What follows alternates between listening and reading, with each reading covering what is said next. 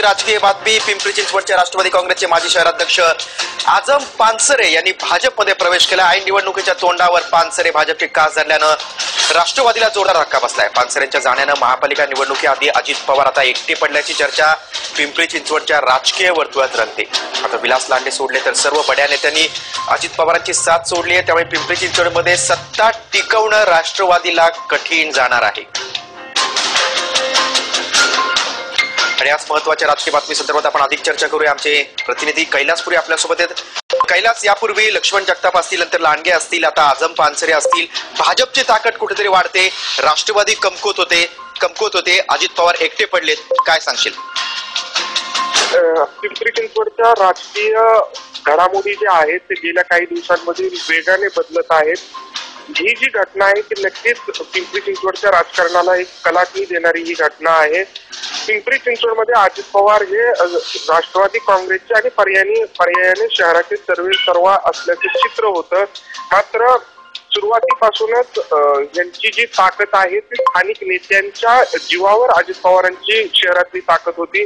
मात्र लोकसभा निवडणूक असेल, विधानसभा निवडणूक असेल, या निवडणुकांमध्ये असतील, लक्ष्मण जगताप असतील, यांनी अजित पवारांची साथ सोडलेली होती. त्यामुळे पवारांचा जो एकछत्री अंमल शहरावर होता त्याला तडा गेलेला होता. तरीही महापालिकेच्या निवडणुकांमध्ये राष्ट्रवादी काँग्रेसची ताकद राहील अशी शक्यता होती. त्याला कारण होतं, कारण राष्ट्रवादी काँग्रेसकडे आजम पानसरे असतील किंवा विलास लांडे असतील यांच्यासारखे तगडे नेते अजूनही होते. मात्र आता त्यातील एक महत्वाचा नेता असलेले आजम पानसरे यांनीही अजित पवारांची साथ सोडलेली आहे. मुख्यमंत्र्यांनी काल त्यांचा भाजपमध्ये प्रवेश केलेला आहे. त्यामुळं राष्ट्रवादी काँग्रेसला हा खूप मोठा धक्का म्हणावा लागेल. ऐन निवडणुकीच्या तोंडावर आजम पानसरे यांनी हा प्रवेश केलेला आहे. शहराचं एकूण राजकीय चित्र पाहिलं तर पिंपरी चिंचवडमध्ये 3 विधानसभा मतदारसंघ येतात. त्यामध्ये पिंपरी आहे, चिंचवड आहे आणि भोसरी मतदारसंघ आहे.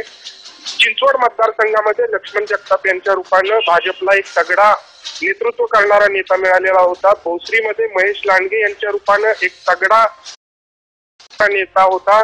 फक्त पिंपरीमध्येच भाजपकडे सक्षम असं नेतृत्व नव्हतं. मात्र आजम पानसरे यांच्या प्रवेशानं आता पिंपरी विधानसभा मतदारसंघी भाजपला एक आश्वासक चेहरा मिळालेला आहे. एकूणच शहराच्या 3ही विधानसभा मतदारसंघामध्ये आता भाजपकडे नेतृत्व करणारे सगळे असे नेते आहेत.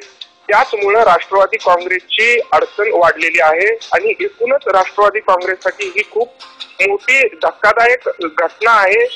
पिंपरी चिंचवडमध्ये राष्ट्रवादीची सत्ता राहील की नाही याबाबतही या प्रवेशामुळे आता शंका उपस्थित झालेली आहे.